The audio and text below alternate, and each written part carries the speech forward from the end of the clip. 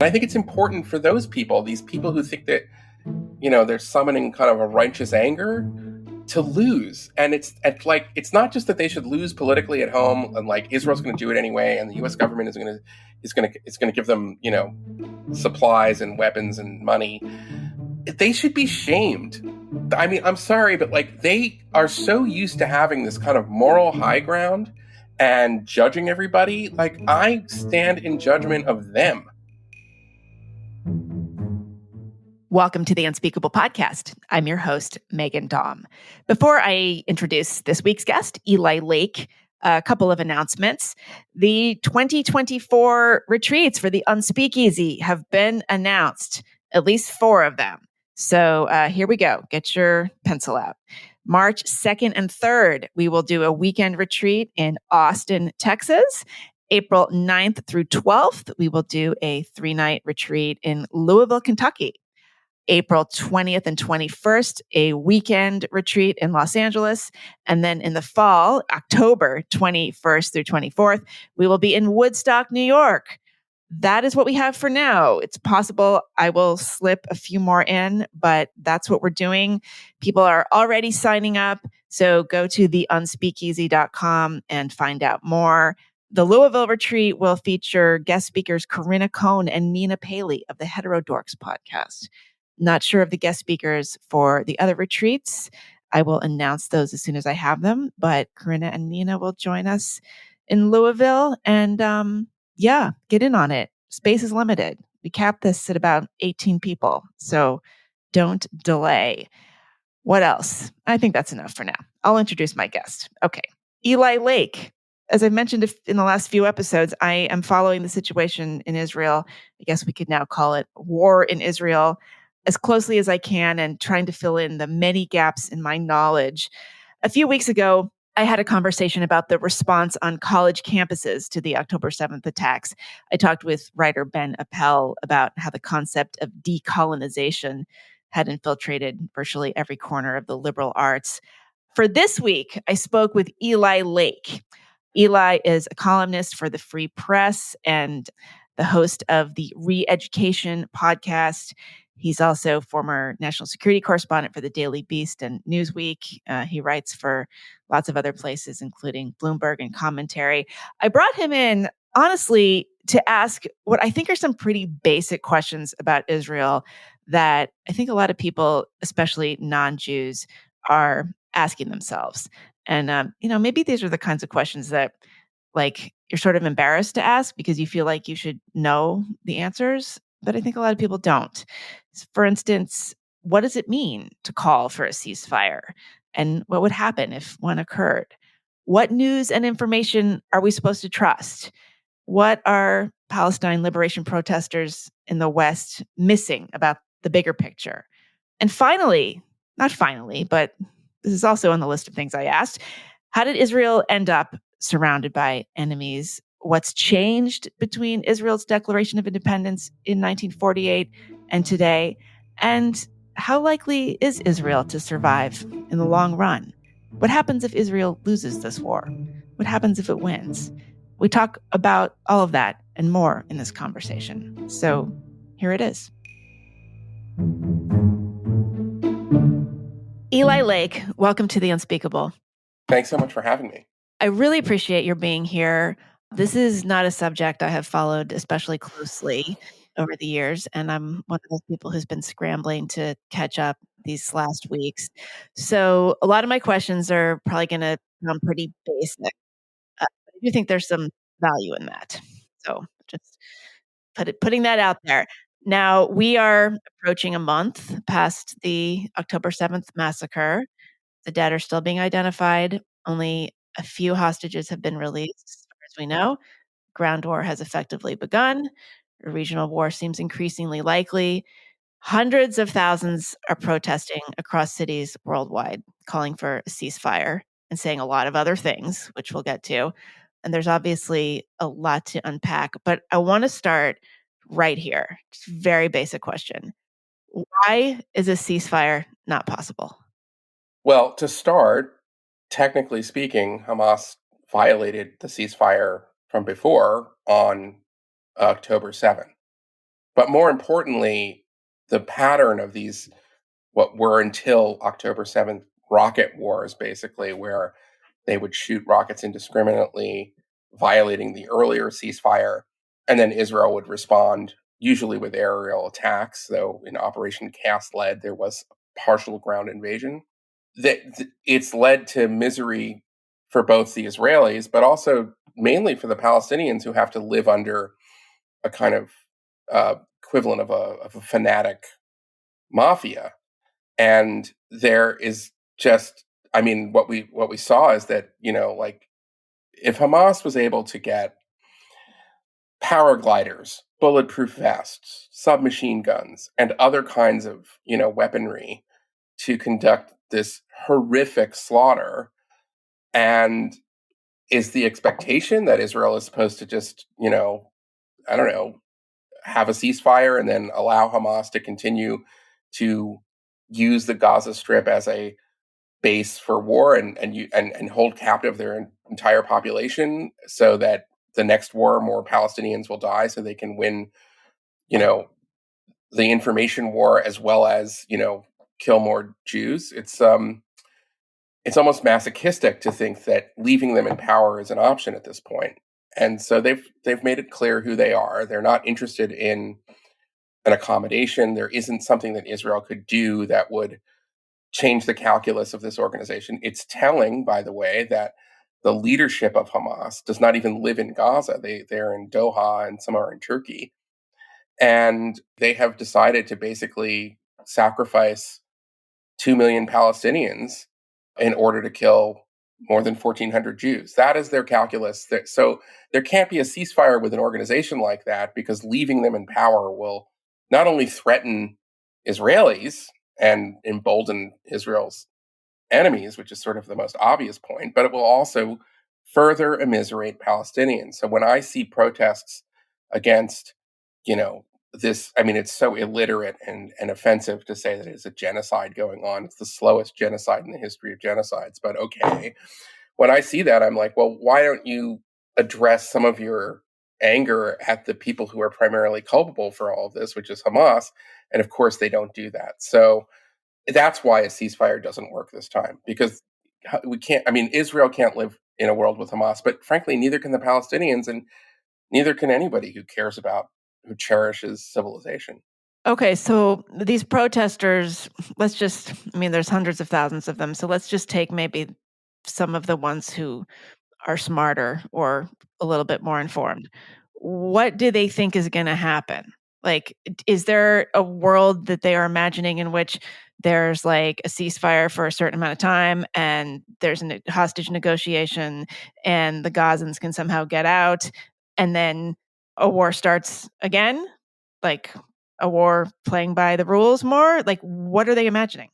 I mean, I'm sure you've heard this expression, Calvin ball, where it's... No, I have not. Okay, Calvin ball is from the Calvin and Hobbes comic strip, Oh, but it's a okay. game that is made up, and the rules keep changing to advantage Calvin. And so this is Calvin ball, because they're never going to be satisfied. I mean, this is really a protest against Israel's right to defend itself. It's a protest for the preservation of a corrupt and repressive regime in Gaza, that is Hamas. And it's done, under the slogan of caring about human rights. It couldn't be further from the truth. And all you need to know about these protests is that the most obvious demand that would probably bring a cessation to hostilities would be demanding that Hamas release the hostages and allow Gazans to flee to the southern part of the country that Israel for 2 weeks said you should get out of this area of Gaza, because the infrastructure for Hamas exists kind of honeycombed throughout this densely populated city of Gaza City. Now, I was last there 10 years ago, but I can tell you that it is densely populated, but it's to simply say that the entire place is an open air prison misses the point. There are luxury hotels, there's shopping malls. The people who are on the inside of the regime live well.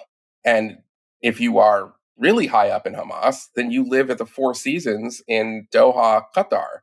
So it's the idea that, there's nothing these protesters who claim to have such, empathy for, the misery of Palestinians to say the most obvious sorts of things or to demand the most obvious sorts of things that would clearly end a lot of suffering, let alone just the humanity of thinking that, Jewish people shouldn't be kidnapped, and who knows what else terrible things are happening to them, is astounding. I mean, they're frauds. I mean, these people who are doing these protests. I think a lot of them are ignorant. They don't know anything, and there's a group of them that are just, you know, evil, and this is a fraudulent human rights movement. It's not anything. It doesn't. There's nothing serious about human rights that they're saying. They're just simply saying Israel shouldn't respond to the worst massacre of Jews since the Holocaust. No other country would ever consider such an action, and they get away with it because, there's a lot of people who have been, drinking from this sort of anti-Israel poison, particularly on campus now, for decades.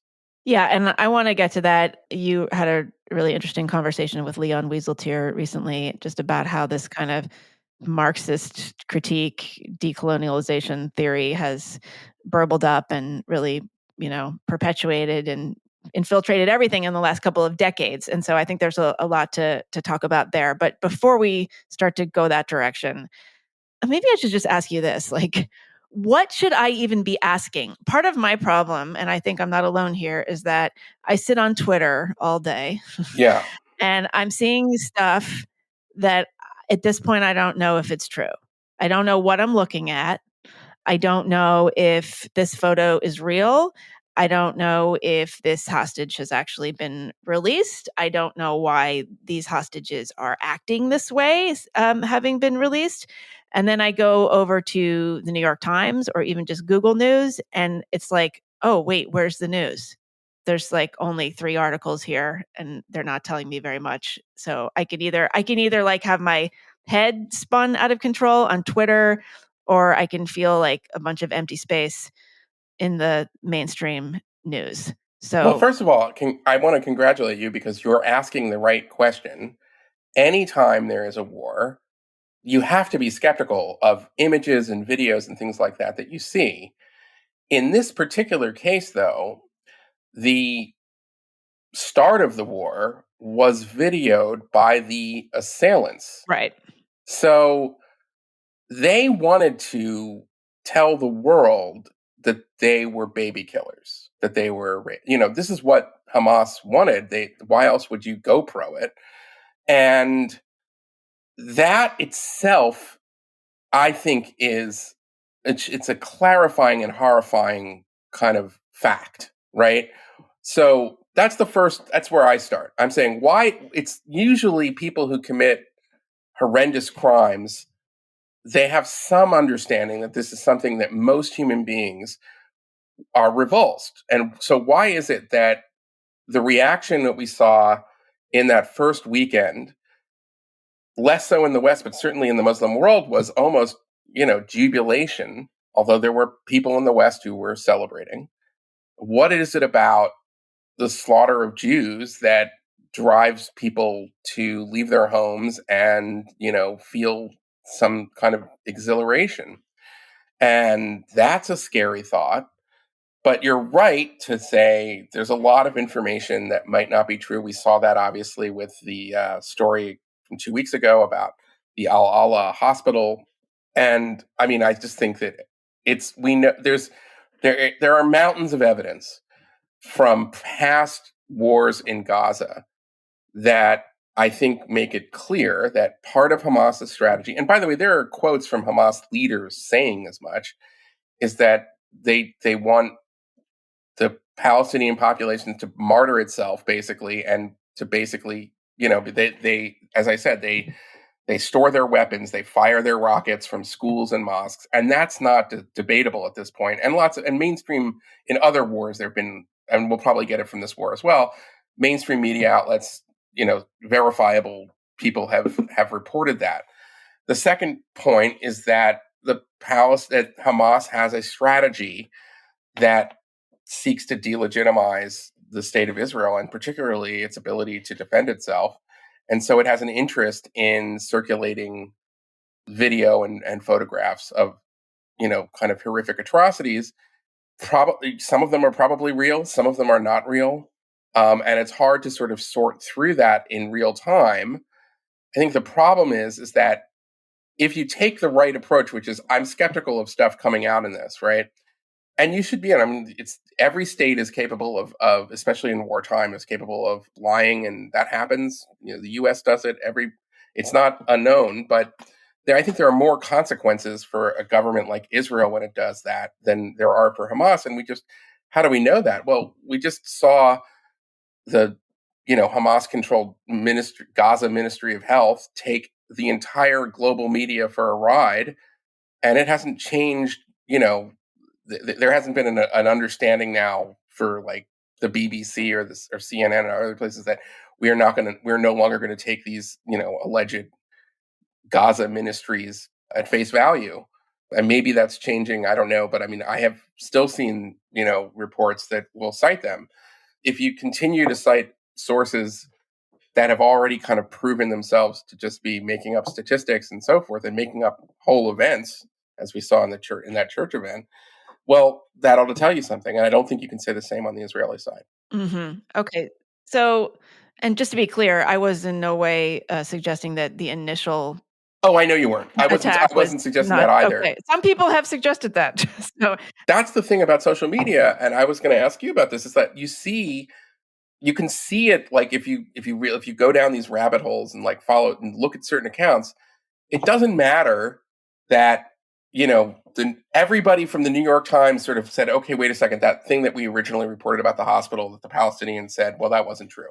Doesn't matter. There are still people who will say that because it's so easy to get wrapped up into your own echo chamber that you keep getting, confirmation. You keep getting people saying that you're, that agreeing with you, even when you're just spouting nonsense. No, I know. It happens on a lot of things. I mean, I think that's one of the things that happened in the 2020 election, which is that, it's kind of, the theories of why it was stolen from Trump are ridiculous.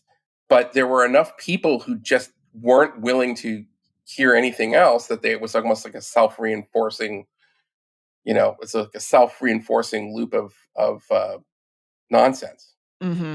So I want to ask you what you know to be true at this point. So we're recording this on October 31st. People are probably going to hear this hopefully just in a few days. So, I mean, I'm reading that the Gaza Health Ministry, whatever that means, has said that Israel has so far killed more than 8,000 people, more than 40% of them children. Okay, let's just stop right there. I mean, what goes through your mind when you hear figures like that?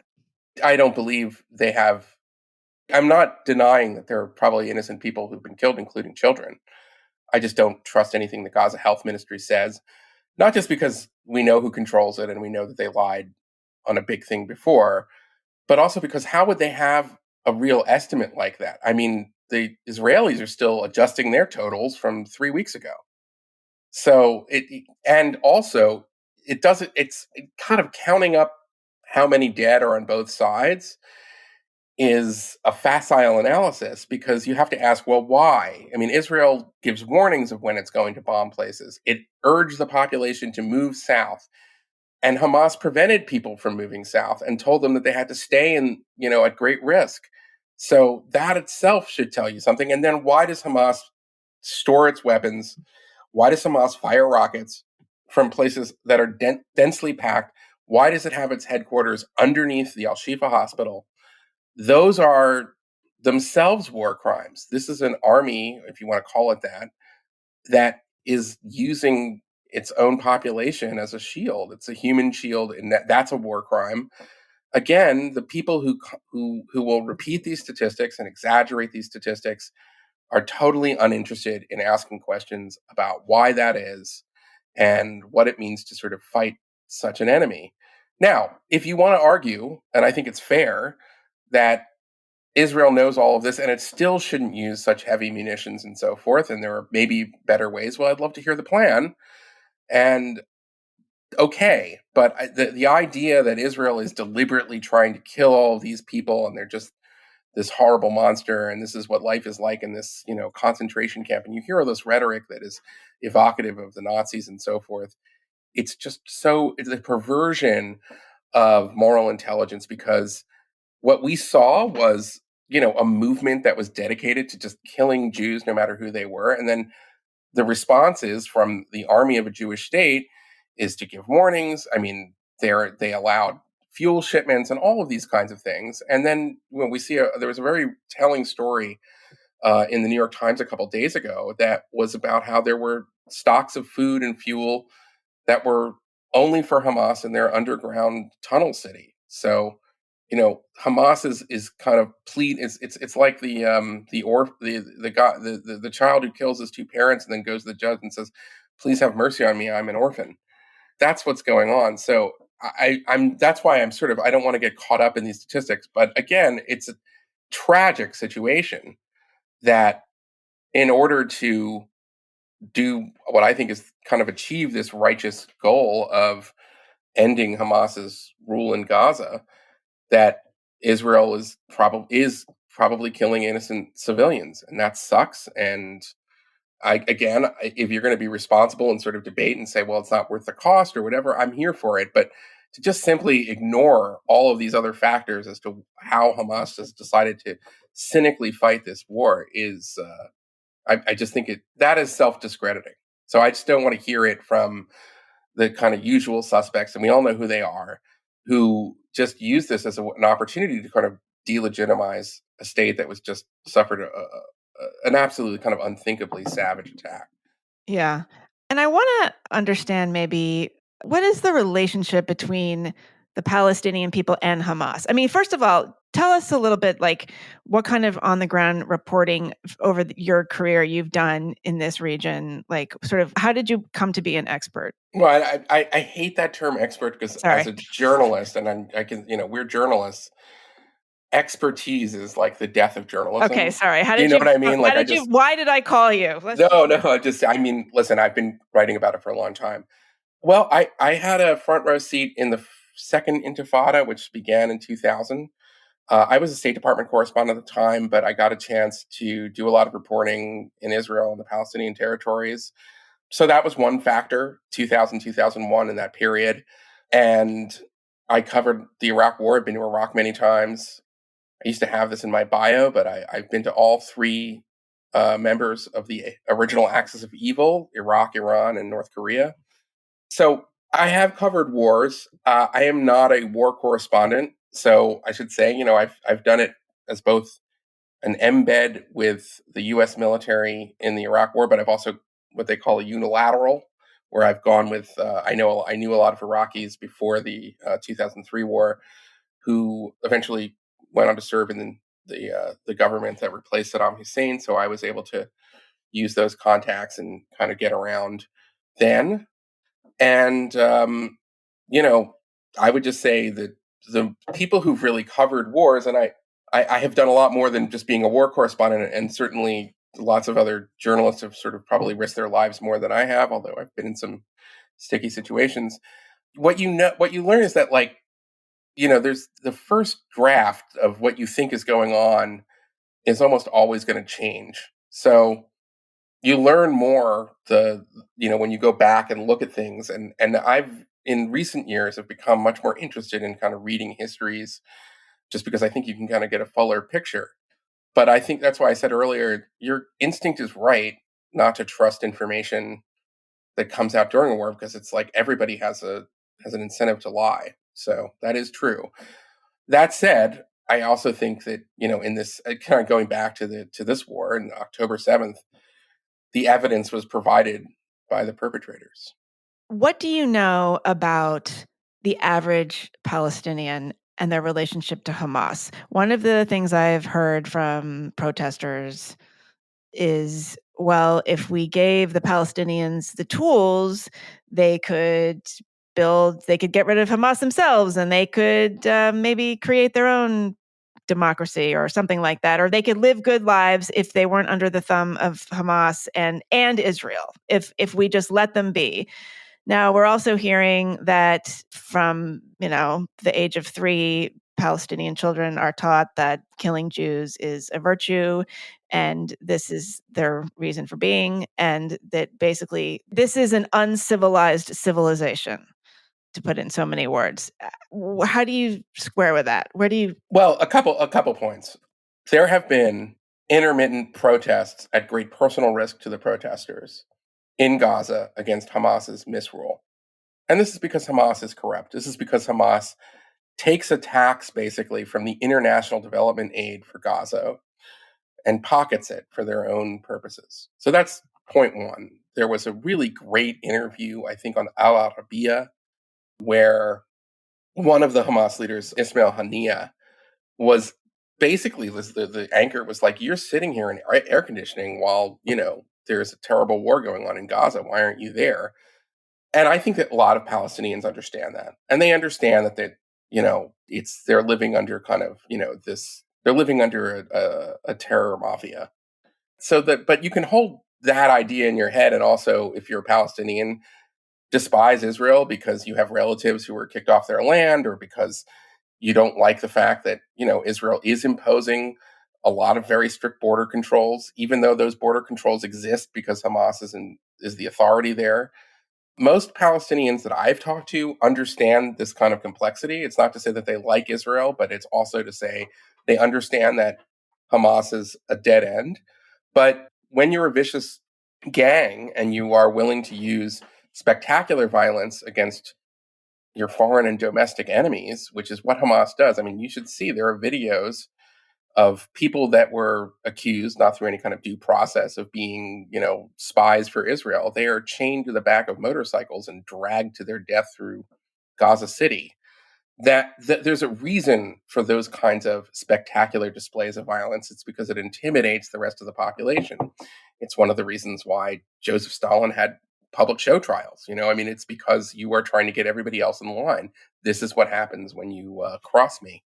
So in that respect, I always say we can't really know, because I accept that there's been a lot of minds that have been poisoned by Hamas's control of the education curriculum and the internal Gaza media and so forth, even though Gazans have access to satellite television.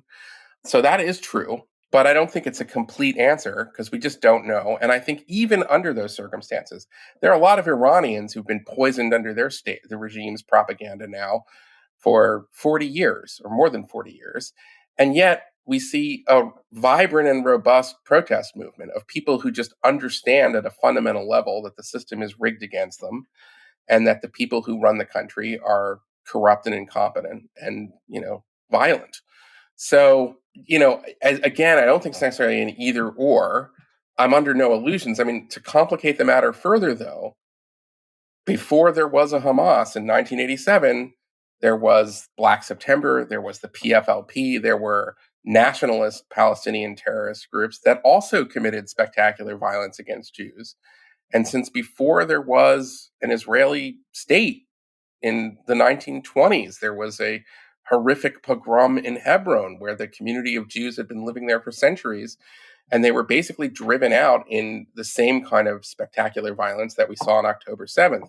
So one of the problems here is that part of the strategy for Palestinian liberation, if that's what you want to call it, has been to commit atrocities against Jews so that they will leave Palestine as they see it.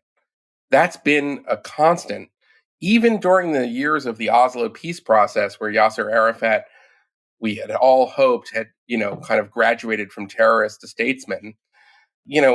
Even then, there were other groups that were committing terrorism in Israel. And also, Arafat himself could not accept, probably the most generous offer that the Palestinians were ever going to get. And in the very end, the final year during what was known as the Camp David talks in 2000, there's very, very strong evidence that he was planning what became known as the Second Intifada, which was absolutely vicious. So that is a problem, I think. It doesn't mean that I think all Palestinians are interested in this strategy of causing atrocities to get the Jews to leave, but it has been a constant in this conflict now for more than 100 years. So that's another element of this that we have to keep in mind, which is that this is kind of almost part of the language of Palestinian liberation.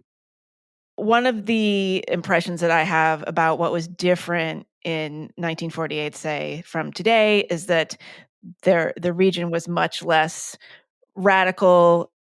Islam was not, it did not permeate as much. There were sophisticated cosmopolitan cities in the Middle East.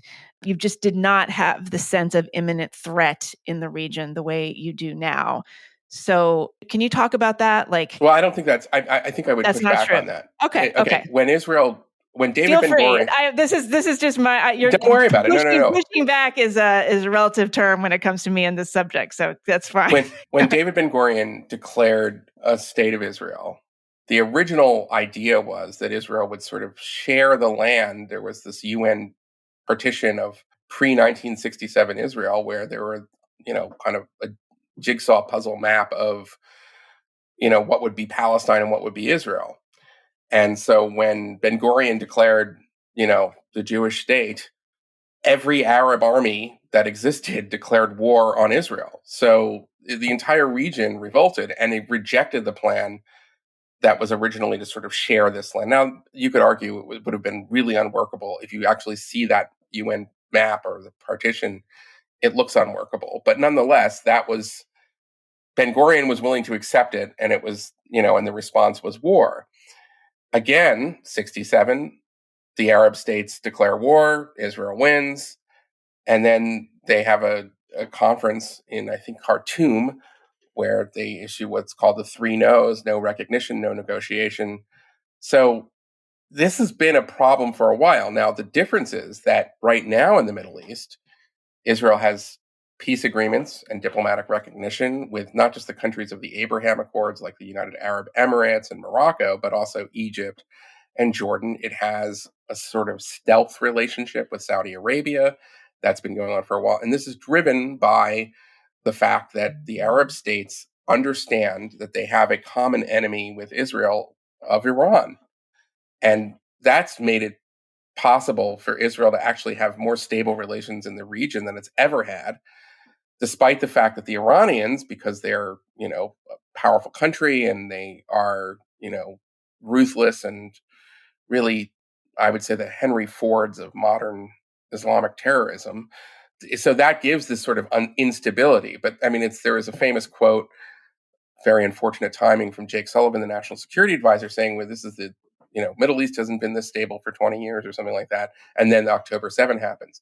Well, that there was part of that was true because Israel was warming its relationship with most of its Arab neighbors, which it never thought would have been possible. And it was possible because of the threat that Iran poses. And in that respect, I think we'll find out more as more people are reporting on it. But it looks like the Iranians did have a role in this terrible October 7th thing. And if they did, then that's even more cynical. That's another country basically using Gaza as cannon fodder.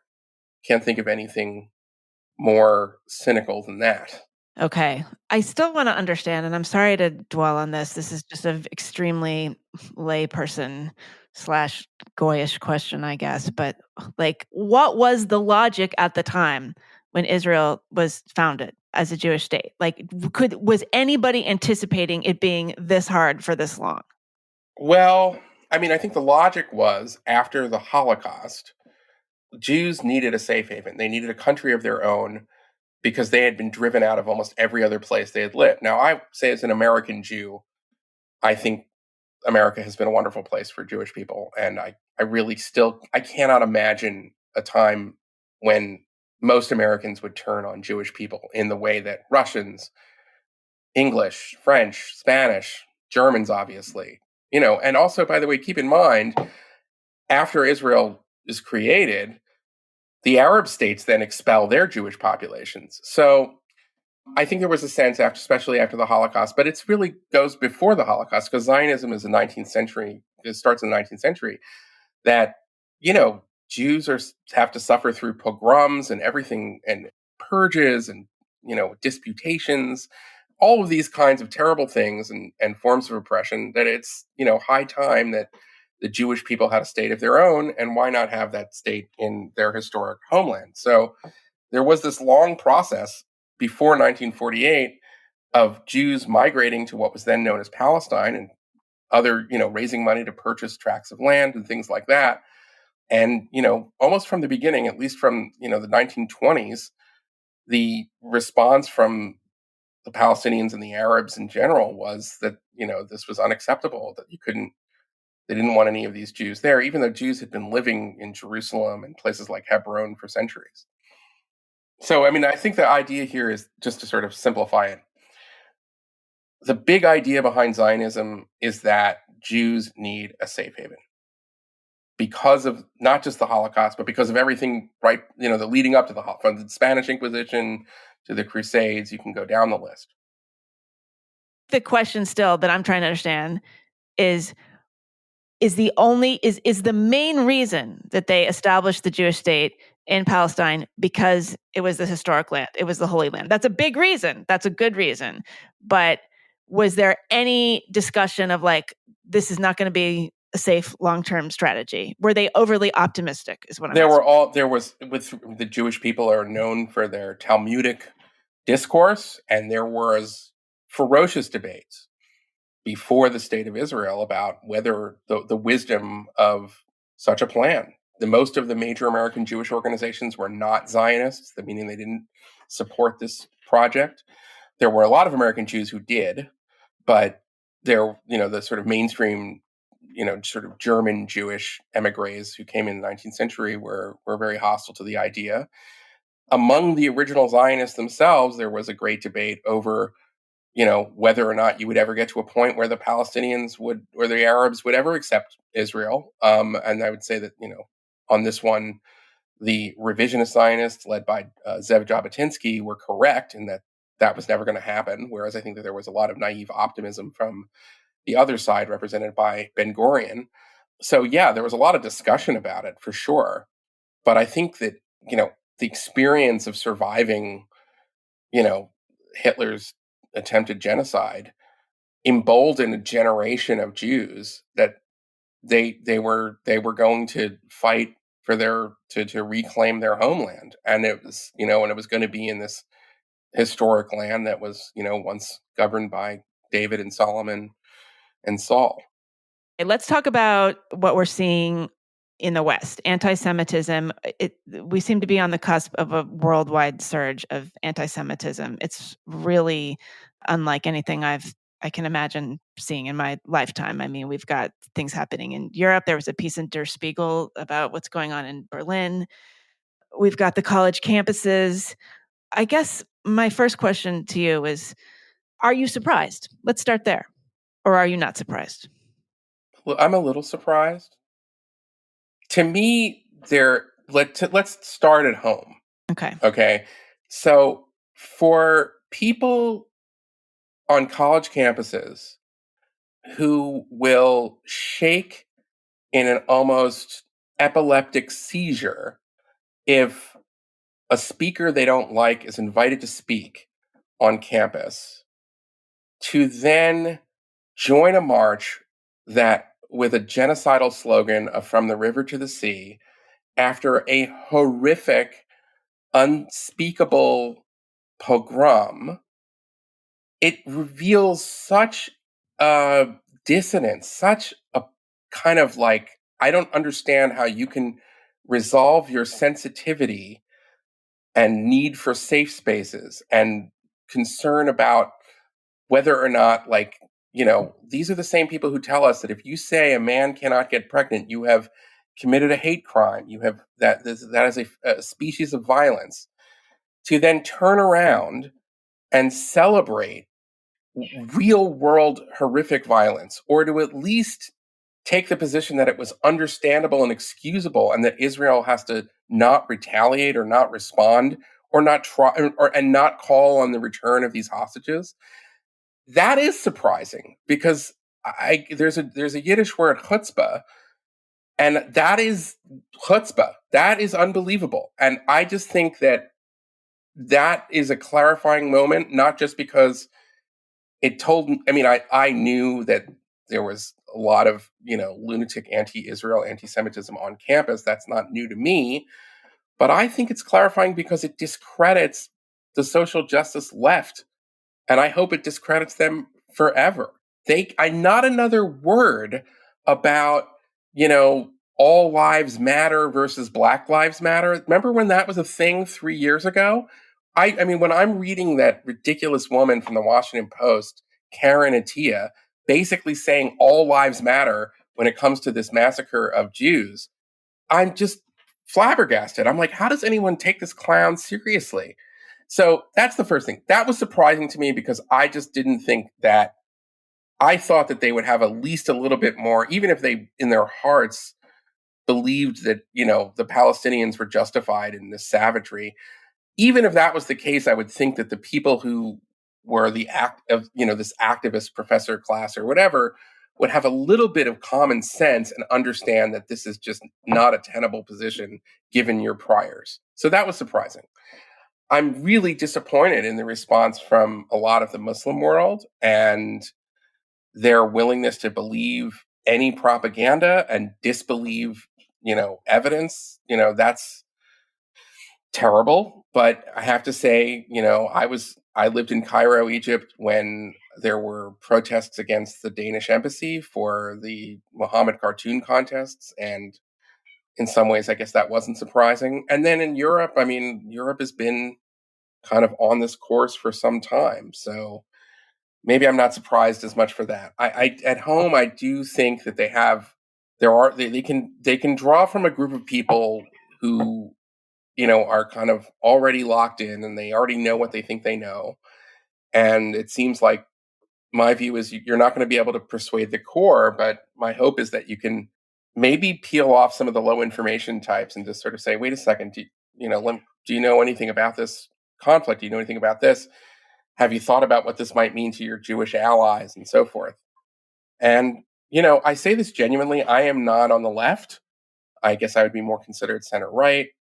I have a lot of empathy and sympathy right now for my friends who are Jews who consider themselves kind of in that social justice world, because what I think they learned is that the people who they thought were their allies are not their allies. And I think it's important for us as Jews, and forget Jews, decent people who believe in, common decency and, freedom of speech. And I think values that you and I share, Meghan, is to simply say, hey, guys who bullied us for the past couple of years or the past, 6 years or whatever, we're not your allies. You disgust us. You nauseate us.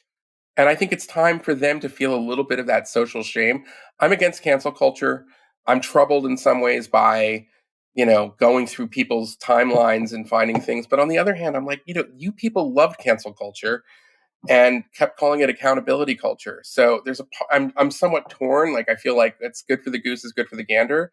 But I have to also say, in my better moments, to say, I don't like these rules at all. So, I would rather just sort of reject the game. But if we are forced to play by these rules, then you ought to play by them too. Yeah, I know. I'm torn too because I want to be intellectually honest and say if I'm opposing cancel culture, I'm also opposed to. I mean, there's there's a couple Twitter accounts. I think there's one that I can't remember the name of it. It's Stop Anti-Semitism. Stop Anti-Semitism. Yeah. So this is like the new libs of TikTok. And it's, we've got videos of people pulling down posters and they're acting like total assholes. And it's, it's kind of, disgustingly delicious to watch. On the other hand, it's kind of like I feel we are crowdsourcing child supervision. I mean, the adults are not punishing these kids, so the crowd is punishing them. But I did love that video of, the Michael Chiklis looking guy in Queens. Oh, yes, of course. Well, yeah, that's different. Yes, that was. I mean, I would like to see more of that. Like, I just did a monologue my last episode, and I gave my advice to sort of like the decent people on campus who are sick of all of this. And I was like, don't ask for these vice chancellors and deans and college presidents to protect you. They are compromised.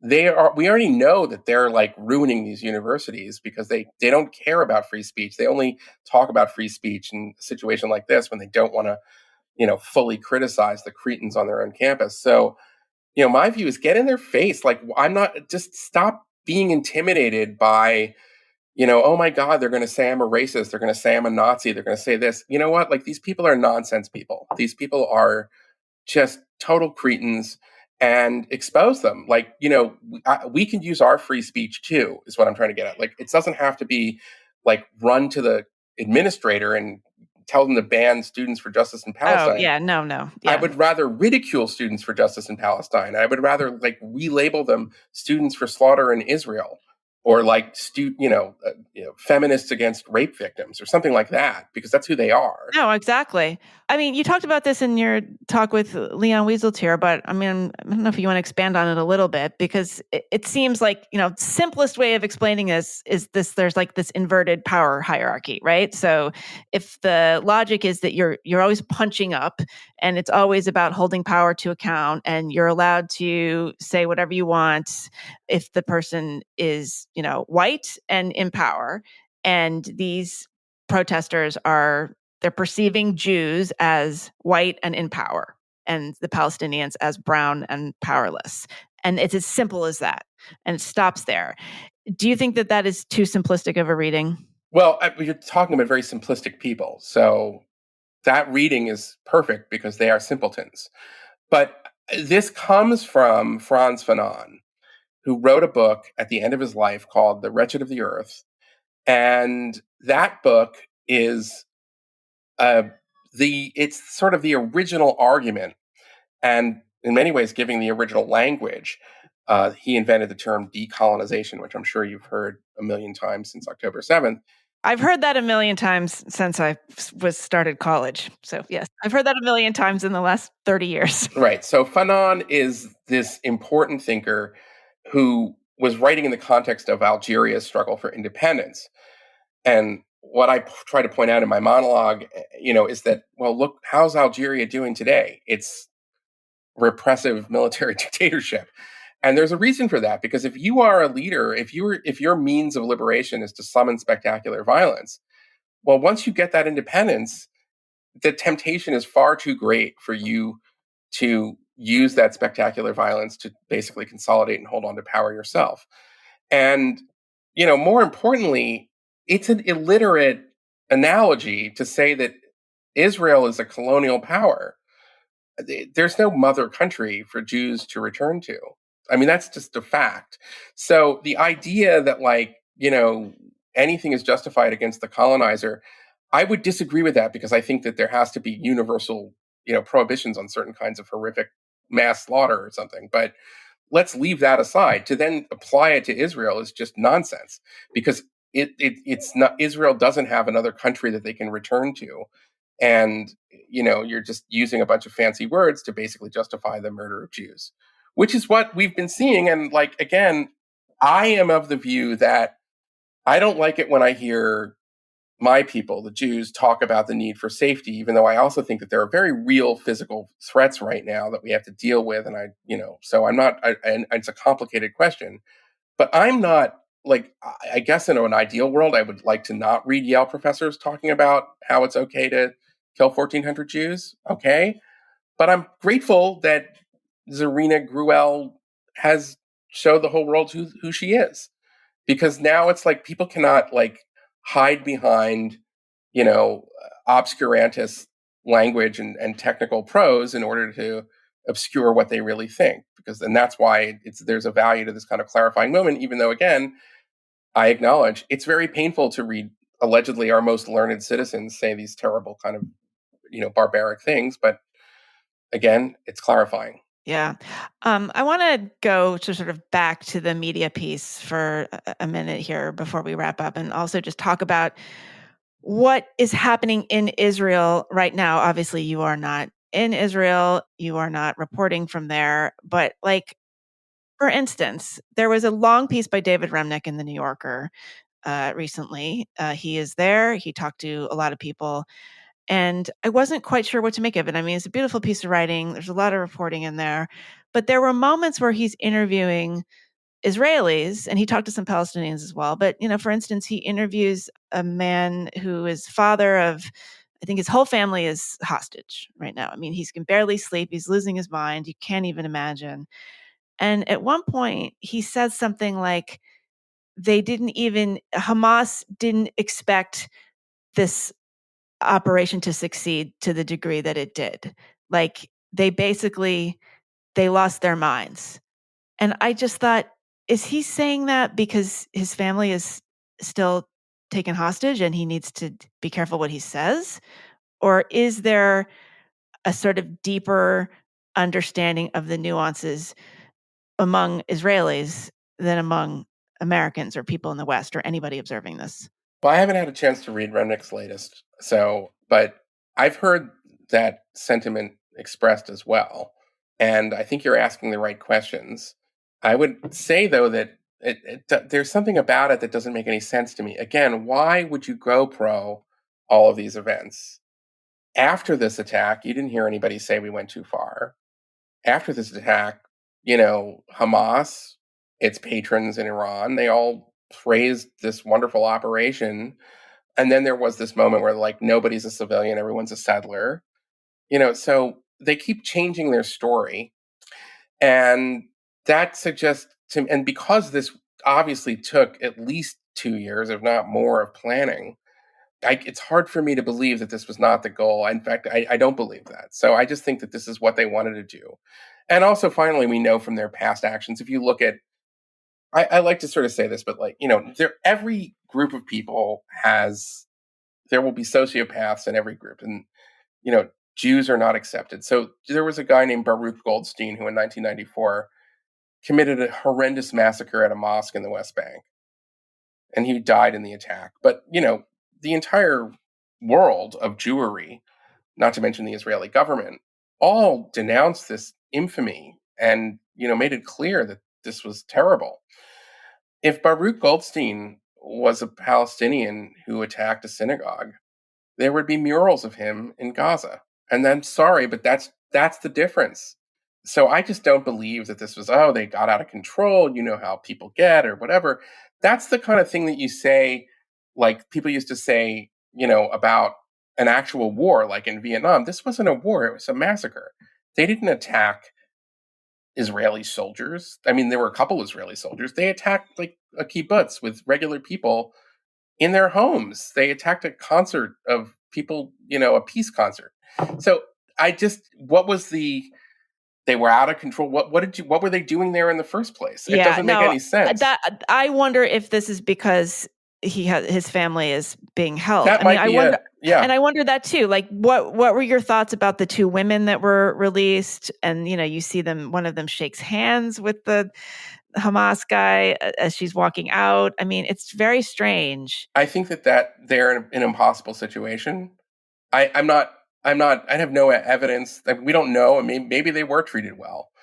And by the way, it's if Hamas expected to trade hostages for terrorists in prison in Israel, well, then they have an interest in making sure they don't die and they aren't mistreated and so forth. But the idea that, we're going to take everything she says as sort of the gospel truth, I think you have to count for the fact that she has her husband and others, and her friends who are her people in her kibbutz or whoever are also held captive. So she is. Oh no, worried. that's absolutely what it's. Oh no, I wasn't suggesting. That I know you weren't, but I'm saying I've seen. And now I get it. No, but I just wonder what the strategy is like. If you have any insights or any suspicions about sort of what is going on in the back channels regarding. Well, we know that Qatar, which hosts the senior Hamas leadership, is trying to be, I would say that's like the arsoner who's volunteering to be the firefighter.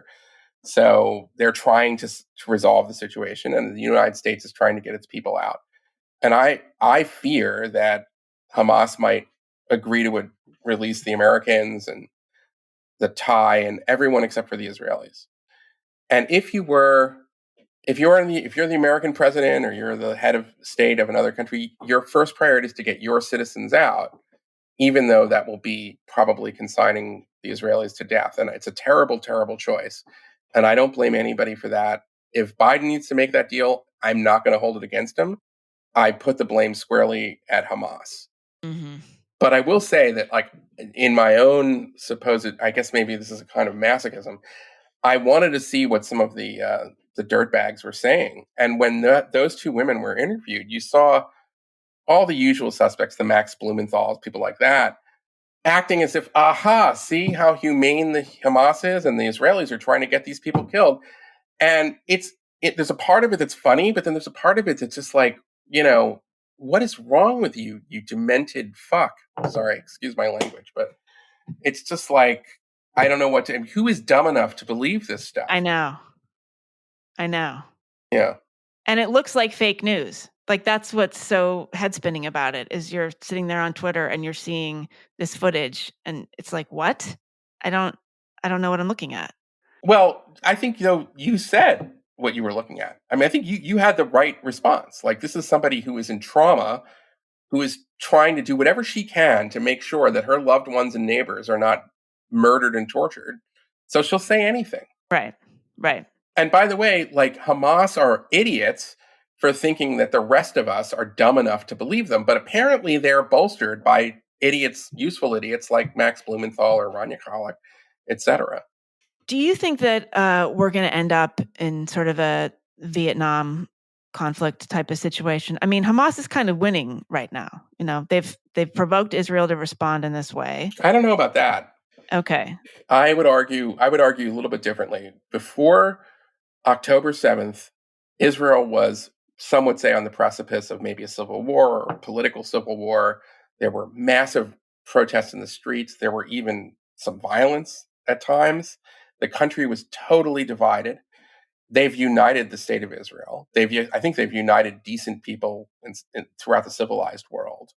Any hope that the United States, because of hostages or for whatever reason, would restrain Israel so far really hasn't come to pass. We only hear it as a sort of afterthought in comments from Biden and the Secretary of State, Antony Blinken. And Israel is serious. But when this is over, Hamas will not be in charge of anything in Gaza. And if I was Ismail Haniyeh or Khaled Mashal living in Doha, I would make sure to maybe not sleep in the same bed every night, because the Mossad is coming for you. So I'm not so sure that it worked out really well for Hamas. I don't know what they were expecting. I think there was an argument. I've read this from people, and we don't know this yet, but maybe there was an expectation that you would drag Israel down into Gaza, and then Hezbollah would launch their attack. And well, that's what I mean. If their goal is to get rid of Israel, they have turned big sections. First of all, they've turned big sections of the left against Israel, and they've made Israel more the left was vulnerable. already against Israel, and I think and I would argue that at least the American left, I can't really speak as much for the European left, I don't know it as well, but even the American left, yes, the loudest voices are saying, are cheering or excusing the barbarism. There are a lot of people, though, who I would say are like rethinking a whole lot right now. And I would say that our side, which cares about things outside of Israel, like free speech, like not have, against online censorship, all the stuff that was promoted by this broader kind of coalition, that broader coalition looks horrendous to most of the country right now. So you've done a great job of really exciting, all of the artisan basket weavers of Brooklyn. Congratulations. Those guys are really into it. But the rest of the country, the rest of New York, not so much.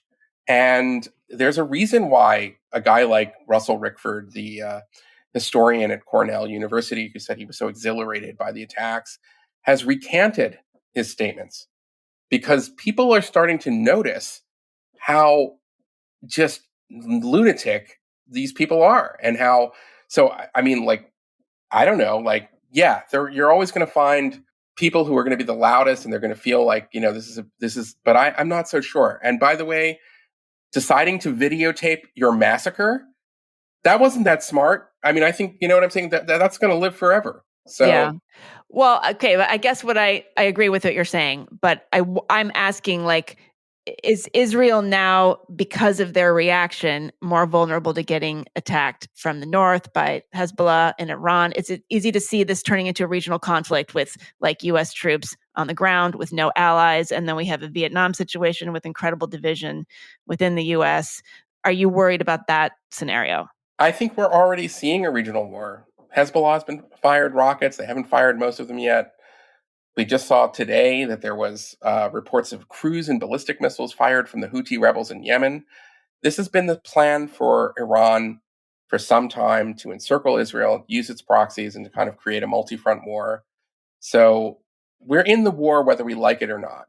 And, that's not great, but Israel is still stronger than its adversaries. And, Israel didn't ask for this war. I mean, the war came to them. So, yeah.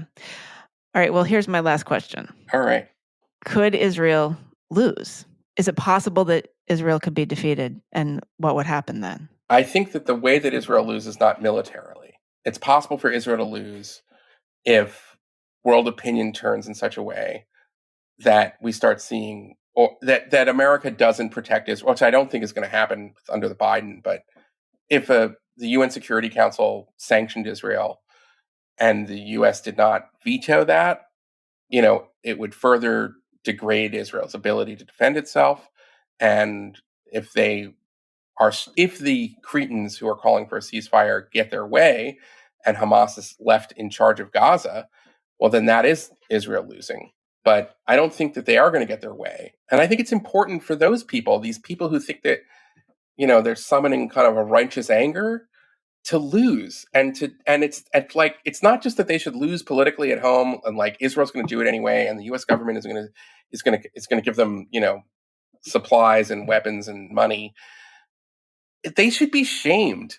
I mean, I'm sorry, but like they are so used to having this kind of moral high ground and judging everybody. Like I stand in judgment of them. And I don't want to be associated with them. And if I was a corporation, I wouldn't want to have anything to do with Black Lives Matter if Black Lives Matter cannot denounce its chapters who have endorsed this massacre. So I think that there will be consequences for the left as well, because they're not the only people who live in America. And they've been treated like that now, especially since George Floyd, for 3 years. And guess what, guys? The honeymoon's over. That's life in the big city. They've been using themselves as human shields. Now that I think of it, right? I just thought of that. Do you think that the GoPro footage should be released? Because you do. Yeah. Absolutely. Let the world see the fiendishness for itself. Yeah. Okay. Well, Eli, thank you. This is just skim the surface, but I really appreciate it. Meghan, thank you. You asked great questions. And again, I'm a huge admirer of your work and your brave voice. So thank you so much for having me on. It's a real pleasure and an honor. Thank you. I hope we can do it again. Me too. That was my conversation with Eli Lake. He is a columnist for the Free Press and the host of the Re-Education podcast, which I highly recommend you check out. He does great interviews and also amazing monologues. He also writes for Commentary and Bloomberg. He's obviously very busy, and he goes on a lot of podcasts, including this one. What else? This is the Unspeakable podcast. You know that. If you want to support it, that would be amazing. You can go to meghandom.substack.com. You can become a paying subscriber and join the listener community. That means you can leave comments.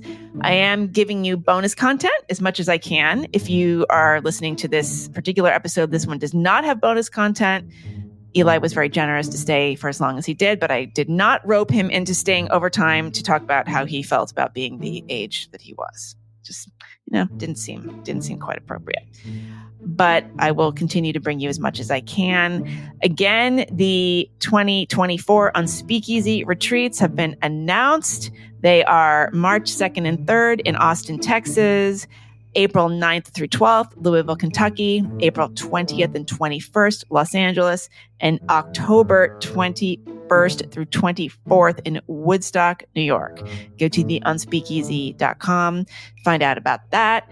Please, if you like this podcast, leave a review and a rating, preferably positive. That helps me a lot, and I often forget to remind you to do that. So please do that. You can also access this podcast on YouTube at the Unspeakable Podcast. You can leave comments there. It's very, very rich, robust, highly intellectual commenting community on YouTube, as one might expect. And you can also listen to my other podcast, A Special Place in Hell, that I do with Sarah Hayter. That one's on video on YouTube. There's just a lot. There's a lot of content. I'm bringing you a lot of content. So you're welcome. And also, apologies. I'll be back next week with another super nuanced guest. Thanks for listening. See you then.